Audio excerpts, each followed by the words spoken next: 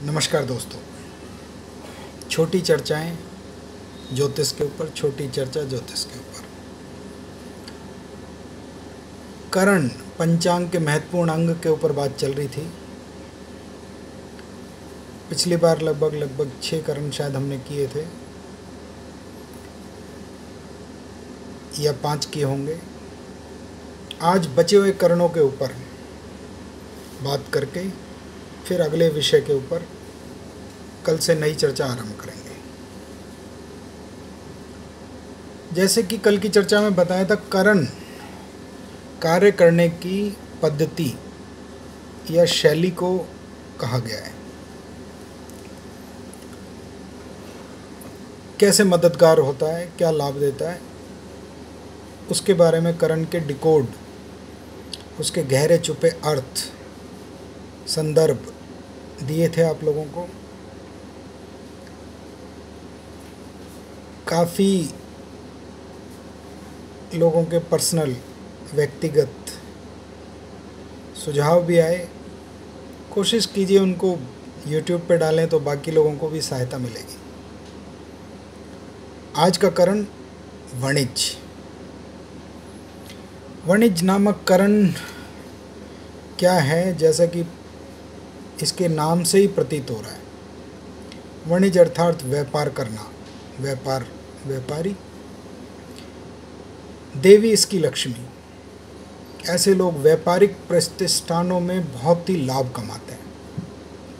कुछ औद्योगिक प्रतिष्ठान होते हैं, कुछ शैक्षिक प्रतिष्ठान होते हैं और कुछ व्यापारिक होते हैं, जहाँ पे ट्रेड होता है।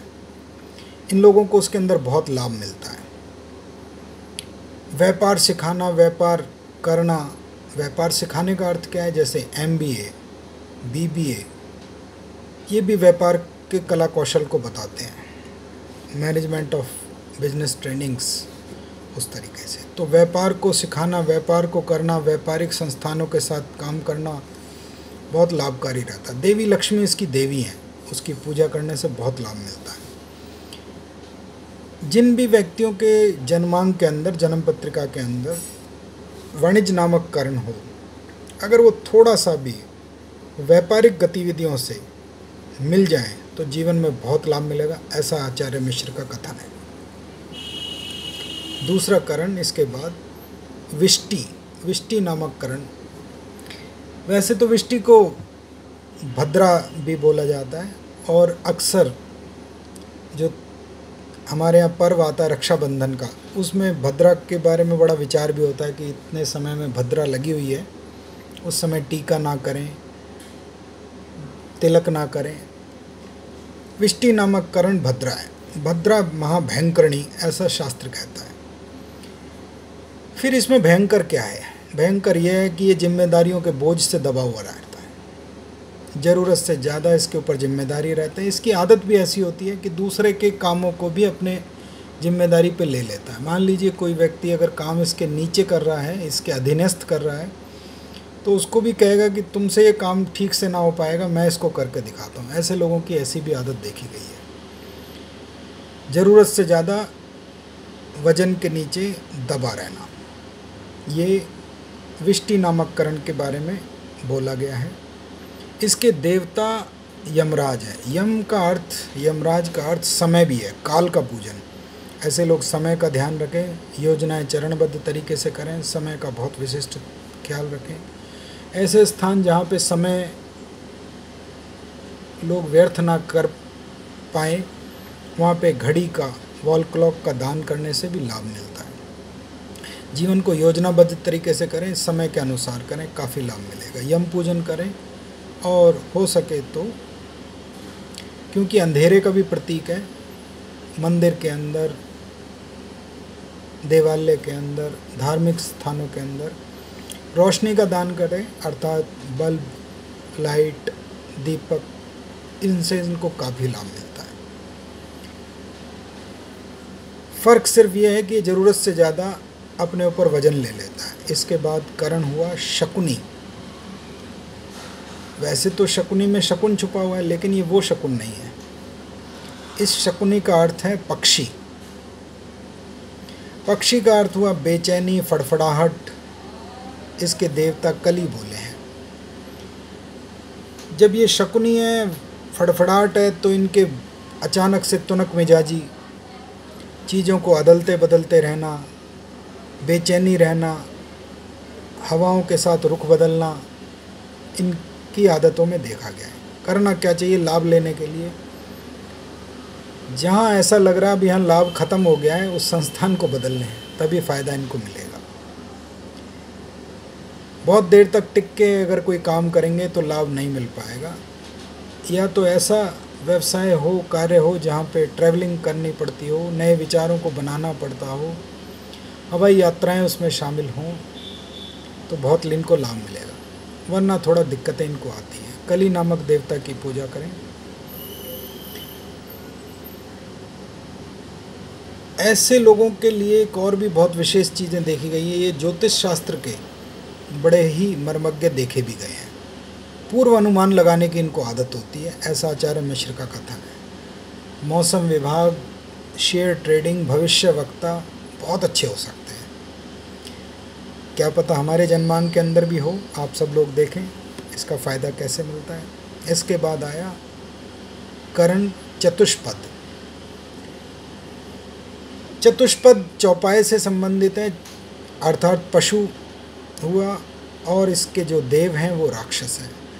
रक्ष से राक्षस बना है, जो खुद की रक्षा करे और उसके लिए हिंसक हो जाए, आक्रामक हो जाए, वो राक्षस है। लेकिन ये साथ में हिंसक प्रवृत्तियां भी बताता है। पशु तुल्य आदतें इनकी होती हैं। ज़रूरत से ज़्यादा मेहनत करना, अपने आप को बहुत ज़्यादा ध्यान ना रखना, बस पशुवत काम करते रहना, ये इनके लिए देखा गया है।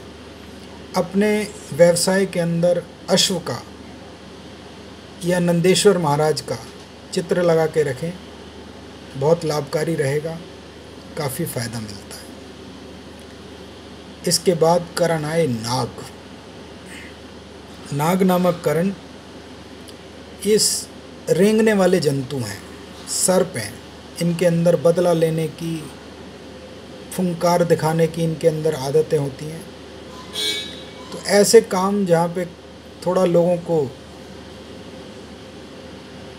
डरा के काम लिया जाता है, तो पुलिस महकमा, वकालत, नोटिस बनाना, इन सब चीज़ों में इनको बहुत ही लाभ मिलेगा। हो सके तो जीवों पे दया करें, विशेषकर जो रेंगने वाले जीव हैं उनके ऊपर थोड़ा सा इनको विशेष रूप से दाना डालना और ये सब करने से इनको बहुत लाभ मिलेगा। सर्प इसके देवता हैं। भगवान शिव का पूजन करें, सर्पधारी जीवों का, सर्पधारी देवताओं का पूजन करें, काफ़ी लाभ मिलेगा। आज का अंतिम करण किस्तुघन। ये नाम से ही प्रतीत होता है। आचार्य मिश्र भी कई बार अपनी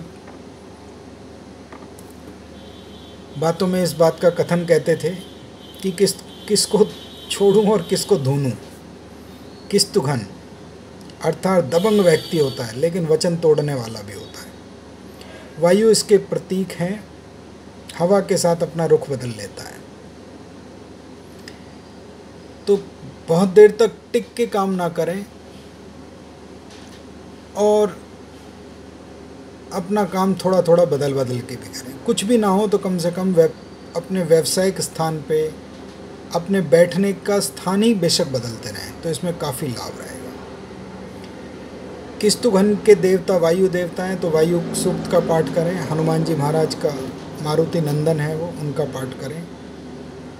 इस प्रकार से जो जीवन में ज्योतिष हमें देना चाहता है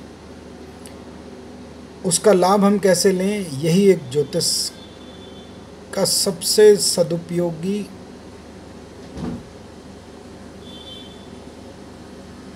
प्रभाव है।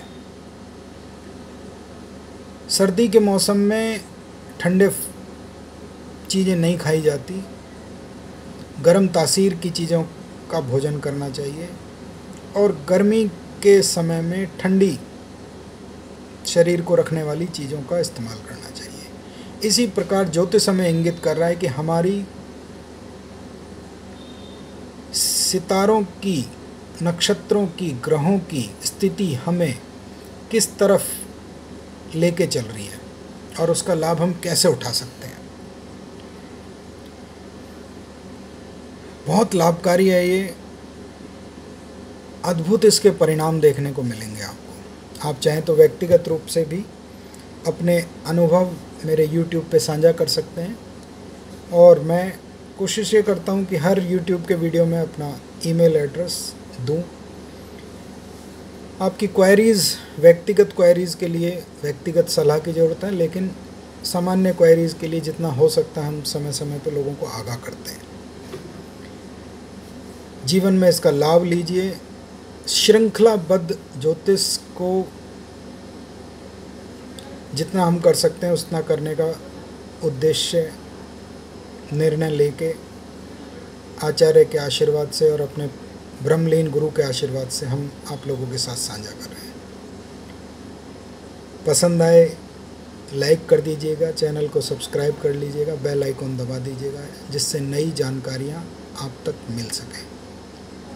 अगला विषय कोशिश करेंगे पंचांग का जो अंतिम खंड है नक्षत्र, उसको ले लें। उसमें बड़ी गहराई छुपी हुई है। 27 नक्षत्र है, श्रृंखला बहुत बड़ी है। एक दिन के अंदर अगर 2 नक्षत्र भी हम पूरे कर पाए तो बहुत बड़ी बात होगी, क्योंकि नक्षत्र तो अपने आप में ज्योतिष का मर्म है। इतना ही कहना चाहेंगे। अपना ध्यान रखिए। संक्रमण काल के अंदर विशेष रूप से अपने और अपने परिवारजनों का ध्यान रखिए। पसंद आए तो लाइक कर दीजिएगा, चैनल को सब्सक्राइब कर लीजिएगा। त्रुटियों के लिए क्षमा। धन्यवाद, प्रणाम, खुश रहिए।